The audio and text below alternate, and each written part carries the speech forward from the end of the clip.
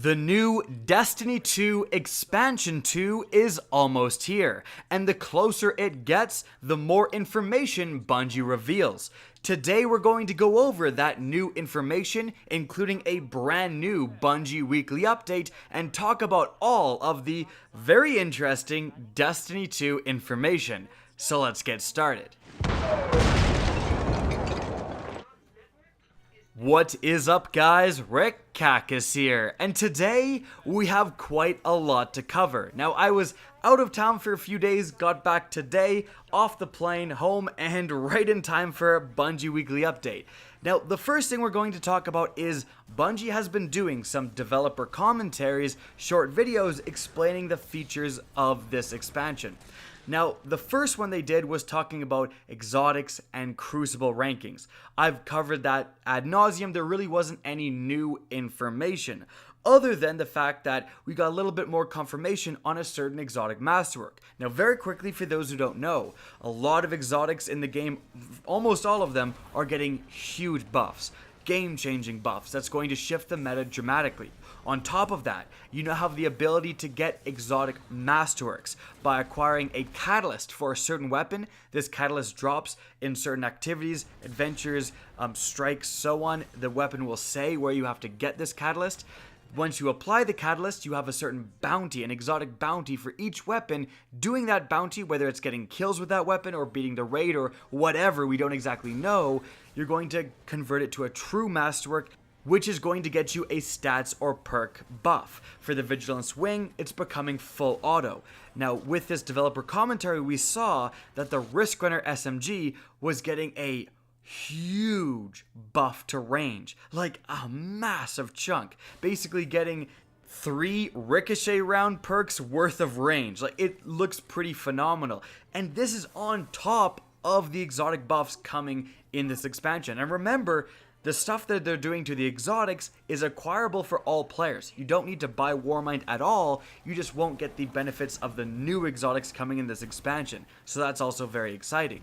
Now, the video they released today is a lot more interesting. First and foremost, they showed off the Worm God. Now, the first time we knew about the Worm God was really from the cinematic reveal trailer. We see Anna Bray enveloped in a shadow. Something clearly massive is coming towards her. But the phrase Worm God was actually unveiled within the official Activision listing of this expansion, saying that we were trying to take down the Worm God. And with today's developer commentary, we got our first look at the Worm God. Here are the 2 short clips that show it. Well, one of the things that we wanted to do was bring back the big boss fight, and so we built the destination in a way that teases and ramps up to that big fight. So, that's pretty big. Now, I actually did some digging, and I went back and looked at all of the concept art made for Destiny and Destiny 2, and I actually found one of the Worm Gods. So we have a closer look at the Worm God here. As you can see, pretty darn terrifying, and I'm just kidding, I couldn't help myself but make an Alaskan bullworm joke. Now, actually though, the Worm God does look like a substantial foe to face, and that's why it's gotten a lot of people talking. I've seen a lot of comments, and I want to talk about this too, about, well, there's this massive, what's literally called a god in the game.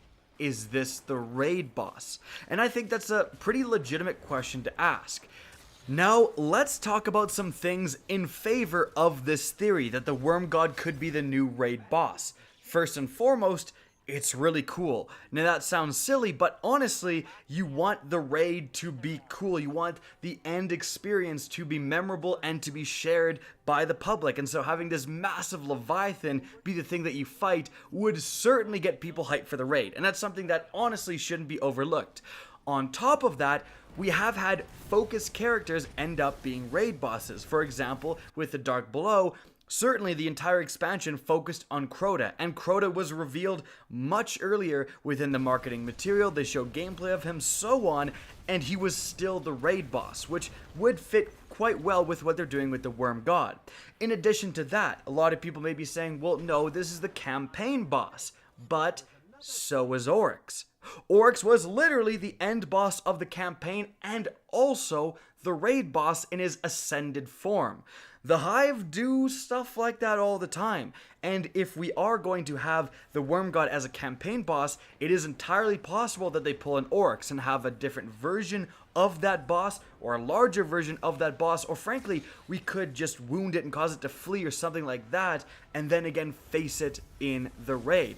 That stuff has precedence. It has been done before, so it isn't completely ridiculous by any means. On the other hand, the argument against it would be that we know where we're going for the raid. It's the Spire of Stars. That's literally the name of the new raid lair, and it probably takes place right here, in the spire of the Leviathan ship, where all of the raids and raid lairs so far are taking place. But even with that being said, and even if we do face the Worm God as the campaign boss, which I think is a pretty likely outcome, there is a huge chance that we still face a Hive boss within the new raid lair. Now, why am I saying that? Why does that make sense? We're going to Cabal ship, right? Well, last DLC, the Curse of Osiris, was undoubtedly and unarguably a Vex-themed expansion. And who did we fight in the raid? A Vex boss.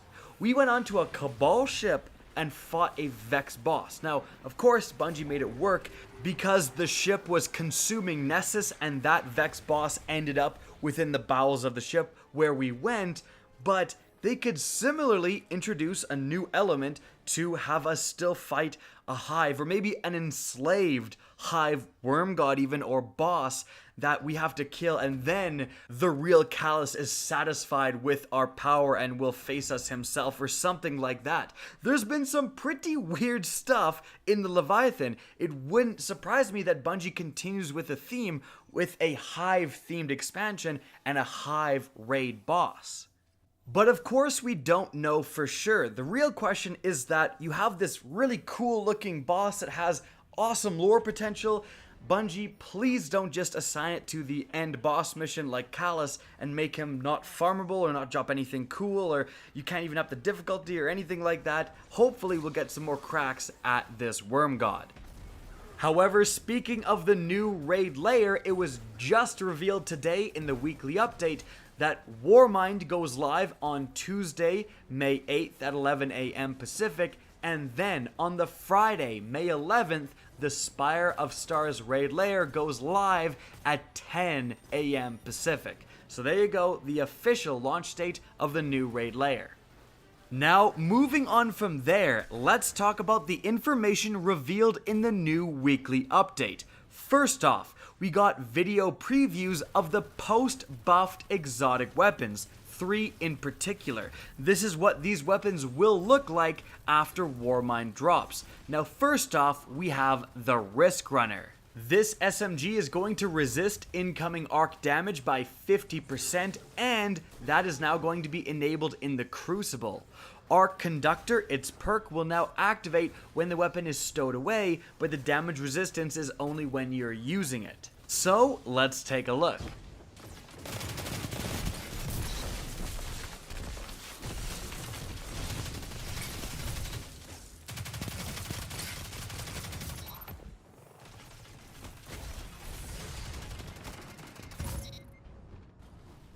Moving on from there, we have the Sweet Business Exotic Auto Rifle. For this, they simply buffed the carried ammo up to 999, the actual maximum.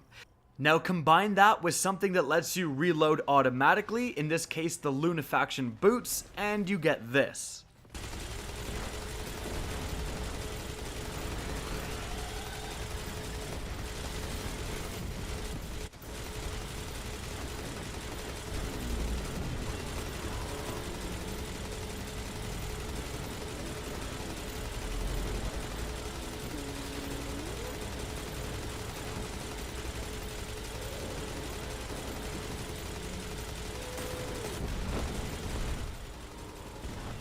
Now moving on from there, and just shown today, is the Darcy.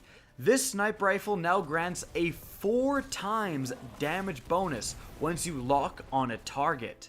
This is obviously absolutely banana sandwiches when you're facing a boss in PvE, and that's what we're going to see shortly, but for PvP users. This weapon also has a 7-round magazine. They reduced the zoom for closer engagements, and an aim assist stat retune to make it more generous when you haven't locked onto a target. Here's what it looks like.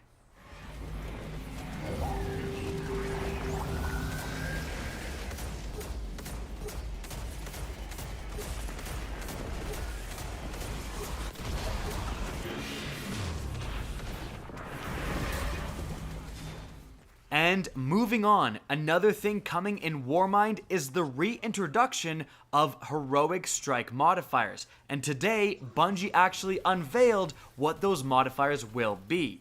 So, you're going to have 3 modifiers every time you do a heroic strike. You're going to have a burn that rotates weekly, you're going to have 1 advantage modifier that rotates daily, and 1 disadvantage modifier that also rotates daily. So for the burns, we have Arc Singe, which gives 25% arc damage increase to outgoing and incoming arc damage. We have the same for Solar Singe and Void Singe in the respective elements. Now for the advantages modifiers, we have firstly Brawler, which gives you double melee recharge rate and damage.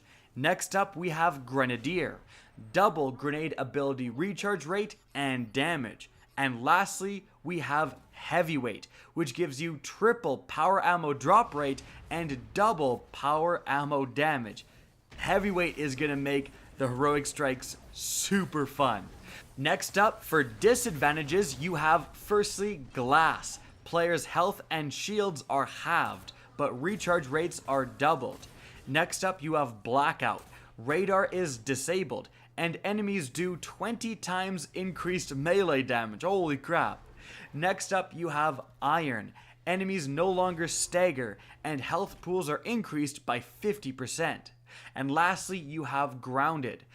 Players take 5 times more damage while airborne. That's insane. Now moving on from there, Nightfalls are also changing. With Warmind, you can actually take your Nightfall card to Xur and upgrade it to a legendary Nightfall card.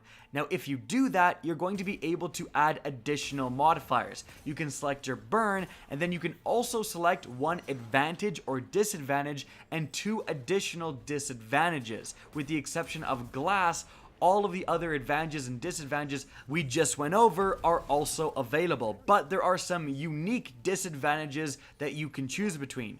Firstly, you can choose Extinguish, which is already applied. It returns the fire team to orbit on a wipe. Or you can choose Famine. Ammo drops reduced by 50%. You can also choose Match Game. Players must match their damage type to an enemy shield type, or you can choose Attrition. Health regen is slowed greatly and enemies drop health orbs, or you can choose Momentum. Health regenerates only when the player is moving. Now, applying these modifiers are going to get you an additional score bonus, and because of that, the rewards are going up substantially. The tiers for emblem drops are now 30k, 60k, 110k, and 200k, instead of previously stopping at 80k, so that's gonna be pretty interesting. Now moving on, something new was revealed. It's called the Prismatic Matrix, and here it is. Now this does tie in with Eververse, which is not everyone's favorite thing, but the Prismatic Matrix is supposed to just make things more fair. Essentially, you have 10 random items from Season 3 that are on offer, and they rotate every week. Now, the 10 featured items are part of a knockout list, so if you open the Matrix 10 times within a week, you will get all of those items. You're guaranteed them. And if you get those items elsewhere through a bright engram or something, you will knock them out as well. So, you can open this Matrix by leveling up for the first time of your well-rested week bonus, so you can have up to 3 prismatic facets earned from that. Or you can, of course, purchase more activations for 200 silver. Now, personally, I'm not that concerned or interested about Eververse. I don't even really care to open bright engrams anymore because, frankly, Bungie has devalued all of this cosmetic loot by by flooding the game with it, purchasable or otherwise. But it is, I guess it's nice to just have another way to get loot. Essentially, you're getting these prismatic facets when otherwise you just get a bright engram. You'll get both this time. You're just going to be opening, in essence, more bright engrams in total and have a little bit more control over what you get. And lastly, let's go over some somewhat boring but very useful information. The specific times everything is happening. So, on Tuesday, May 8th, at 6 a.m. Pacific, the server maintenance is scheduled to begin. You can no longer log on. At 7 a.m., if you're in, you'll be kicked, and Warmind will be able to download. So if you want to wake up at 7 a.m. Pacific on the 8th, it should be available to go to your PlayStation or Xbox or whatever and download that update, and then you can, go back to bed or whatever. Then at 11 a.m. Pacific, the Destiny 2 server maintenance is scheduled to conclude, and the hotfix will be available to download and install, and then the new expansion will go live. Now, how much space is this expansion going to take up? Well, here's the chart provided in this weekly update. Take a look, maybe delete some stuff if you need it, but there you go. Alright guys, now that is it for the news. Quite a lot of stuff that we went over, but hopefully you found this informative. Now, if you did, please remember to help me out by simply rating and especially sharing this video. If you guys want to see more Destiny 2 content similar to this, don't be afraid to slap that subscribe button. Now, if you guys want to get in touch with me and keep up to date with the latest channel activity, the best way is to follow me on Twitter at RickCacus. That's linked in the description down below, as is my Twitch channel, which you can also follow. Again, I hope you enjoyed the video, and as always, have a good day.